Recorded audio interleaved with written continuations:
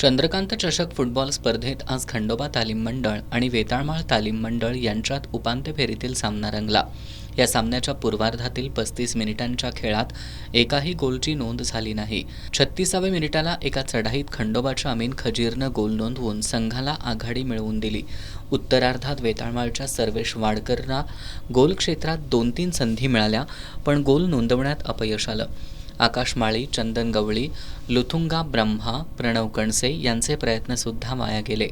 पार्थ मोहितेनं मारलेला फटका गोलरक्षक देबजित घोषालनं उत्कृष्टपणे चेंडू रोखला. खंडोबाच्या अमीन खजीर, प्रभू पोवार, संकेत मेढे, कुणाल दळवी, पृथ्वीराज साळोखे यांनी चांगला खेळ केला, पण त्यांना संघाच्या आघाडीत भर घालता आली नाही.